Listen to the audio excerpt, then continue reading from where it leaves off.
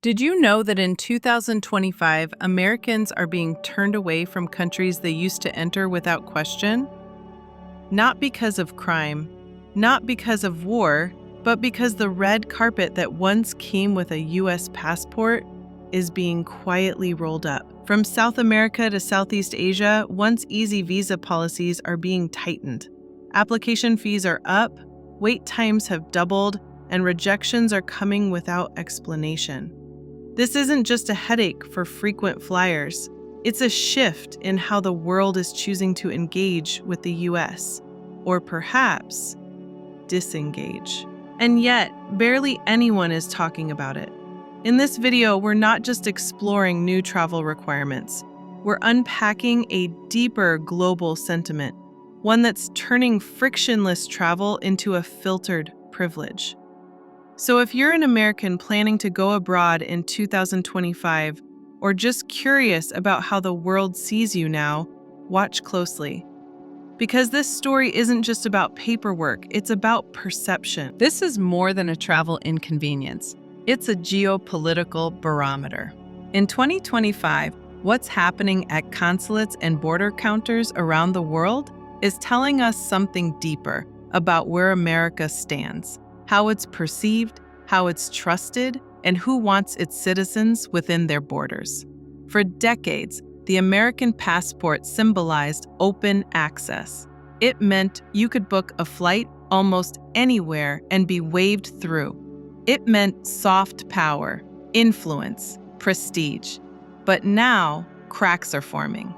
Visa rejections are rising, entry systems are becoming more opaque, and Americans, whether tourists, students, or digital nomads, are discovering that the privilege they once took for granted is no longer guaranteed. And here's the thing, these changes aren't always announced in front-page headlines. They unfold in embassies, in waiting rooms, in delayed approvals, newly required forms, and unexpected denials stamped in red ink. Some of these moves are about reciprocity, countries simply responding to the U.S.'s own tough visa policies. Others are more subtle. They reflect rising nationalism, political disillusionment, or the desire to preserve local culture from perceived Western influence. But taken together, they point to a pattern. Because when more countries start tightening access, not for safety, but for symbolism, it suggests something's shifting in the global hierarchy. And Americans, for the first time in a long time, are being told, you can't just walk in anymore. Number 1, Brazil. The honeymoon is officially over. For over a decade, Americans could stroll into Brazil with no visa, no fuss, and no fee. It was a symbol of friendship, a move Brazil made unilaterally to boost tourism and signal goodwill. But in April 2025, that all changed. Brazil reinstated visa requirements for U.S. travelers. Now, Americans must apply online in advance, pay a processing fee, submit a digital photo, and wait, sometimes weeks, for approval. Officially, this is about reciprocity.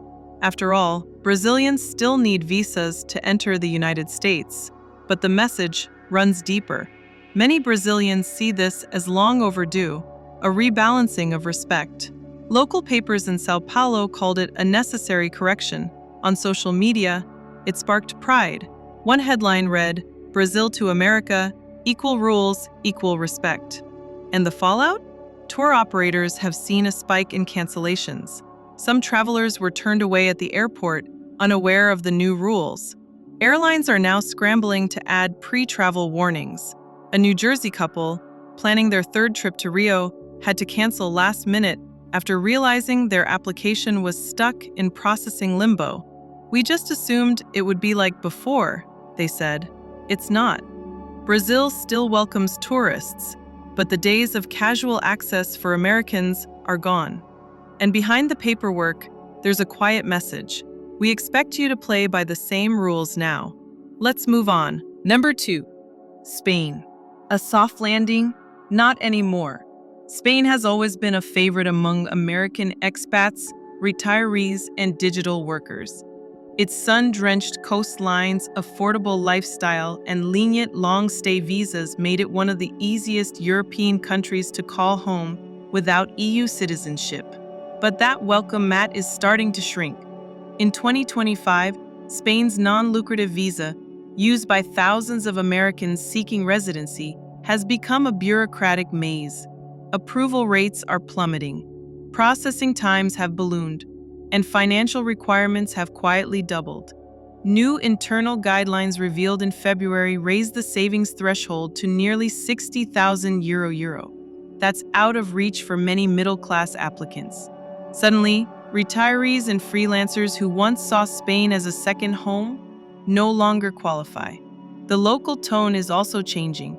In Barcelona, protest banners now read "Homes for locals, not expats." In Valencia, the phrase "extranjeros ricos," wealthy foreigners, has become a political talking point. And then there's the quiet resentment. A travel consultant in Madrid put it this way: "They come for the sun, stay for the tax breaks, and drive up the rents."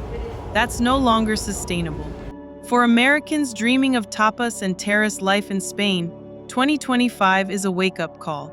The door isn't closed, but it's no longer wide open either. Number 3, South Korea. A friendly face, now with a filter. South Korea used to be one of the easiest countries for Americans to visit. A US passport got you 90 days, visa-free. No questions, no hassle. But in 2025, the system has changed. Now, you're not just a visitor, you're a digital application. Enter the KETA, Korea's mandatory electronic travel authorization. On paper, it's straightforward. Apply online, upload your documents, pay the fee, and get pre-approved before flying in. But reality? It's more selective than it looks. Over 22,000 Americans have been denied KETA clearance this year alone. And these aren't criminals or flagged individuals. Some were rejected for blurry passport scans, vague hotel reservations, or, according to whispers in immigration circles, past tweets. One American YouTuber, who frequently visited Seoul to film K-pop reaction videos, shared that he was denied without explanation. "They just said, application refused. I didn't break any rules. I think I just applied too many times." Travel agencies in Seoul now warn US travelers to be cautious about digital footprints and triple-check your online presence before applying. It's not hostile, it's strategic. South Korea isn't shutting the door, it's putting a security camera on it, and you're being assessed before you even arrive. The red carpet's still there, but it's invitation only now. And speaking of high expectations and silent scrutiny, our next stop is one of America's oldest allies, but the tone in 2025 is colder than ever. Number 4, France. The welcome has worn thin. There was a time when the French-American relationship was romanticized. Jazz in Montmartre, students in the Sorbonne, artists crossing the Atlantic for inspiration. But in 2025, that cultural warmth has given way to something far more transactional and tense. France hasn't officially changed its short-stay visa rules for Americans, but the tone at the border, in consulates, and on the street has shifted unmistakably. Reports are mounting of longer interviews during visa appointments, especially for those applying for student or cultural exchange visas. Several French universities have quietly raised their documentation requirements for American applicants. And embassy insiders in Paris admit, off the record, that applications from U.S. citizens are now subject to enhanced discretionary review. The shift isn't only on paper, it's in the air. A Boston-based anthropology student was denied her second-year research visa, despite having a grant and full acceptance. The reason? Insufficient cultural benefit to host nation. Translation? You're not worth the administrative risk. French media has also fueled the skepticism. Headlines in Le Monde and Libération point to a creeping American incivility and concerns over inconsistent foreign policy behavior. Public trust is eroding, and visa policy is where that erosion becomes visible. France hasn't shut the door. It's holding it with one hand while watching your every move with the other. Let's shift now from Europe to Southeast Asia, where another popular American destination is tightening the screws with quiet but firm intent. Number 5, Indonesia. The dream life is now under surveillance. For years, Bali symbolized freedom for thousands of American digital nomads and retirees. It was paradise with Wi-Fi, a place where the rules felt loose, the sunsets endless, and the visas barely an afterthought. But 2025 is different. Indonesia has launched one of the region's most aggressive crackdowns on visa abuse, and Americans are among the most affected. New immigration directives now track digital nomads through social media. Instagram Reels, TikTok-tagged workation, or even co-working check-ins can be used as evidence of unauthorized remote work. It's no longer paranoia, it's enforcement. In just the first 3 months of 2025, over 200 Americans were deported from Bali alone, some for overstaying, others for vague violations like misrepresentation of purpose. One Florida-based wellness coach was detained for 4 days after posting a story offering paid meditation sessions at a Ubud villa. She had entered on a tourist visa. Local backlash is also escalating. Residents complain of inflated rents, disrespect for cultural norms, and what they call spiritual colonialism. Murals in Canggu now bear graffiti reading, "This is not your playground." And here's the irony. Indonesia isn't banning Americans, it's demanding accountability. If you want to live in paradise, prove you belong, and do it the right way. The visa isn't a courtesy anymore, it's a contract. Break it, and the island will show you the exit fast. Next, let's head back to the Americas, where a country known for tango, warmth, and open borders just sent a sharp message to U.S. citizens. Number 6, Argentina. The welcome has officially expired. For more than a decade, Argentina had one of the most generous visa policies in the Americas for U.S. travelers. No paperwork, no fees, just arrive and explore. Buenos Aires cafes buzzed with American voices, Patagonia hosted endless backpacking adventures, and Mendoza's vineyards welcomed tourists with open arms. But in 2025, the doors have narrowed. Argentina has reinstated visa requirements for American travelers, ending a 15-year period of visa-free entry. The official reason? Reciprocity. The U.S. still requires Argentinians to apply, so Argentina is restoring diplomatic balance. But dig a little deeper and you'll find something more layered. Public frustration is rising over inflation, economic strain, and a perception that foreigners, particularly wealthy Westerners, enjoy privileges average Argentinians can't afford. On national television, one government minister put it bluntly, "We should not be easier on them than they are on us." Now, Americans must apply for a visa in advance, pay a $160 processing fee, and wait. Anecdotal reports suggest that some applications are being held longer than usual. One Brooklyn couple planning a remote work sabbatical in Buenos Aires had their application delayed with no explanation. Their departure date came and went. The visa never arrived. And if you think this is just a bureaucratic blip, think again. In Argentina, the visa shift is symbolic. It's a message that even the most welcoming nations are reevaluating what access means in 2025. We've got one more country to explore, and this one may surprise you. It's long been seen as America's diplomatic twin, but this year the tone is colder, the lines are longer, and the trust worn thin. Number 7, Canada. America's closest friend is pulling away. For generations, the U.S.-Canada border was a model of trust, no visas, no fear, just neighbors, family visits, road trips, and weekend hockey tournaments. The longest undefended border in the world wasn't just geography, it was a philosophy. But in 2025, that spirit is showing cracks. There's still no formal visa requirement for Americans, but if you think you can breeze through like before, think again. Canadian border agents are now conducting more secondary inspections on U.S. travelers than ever before.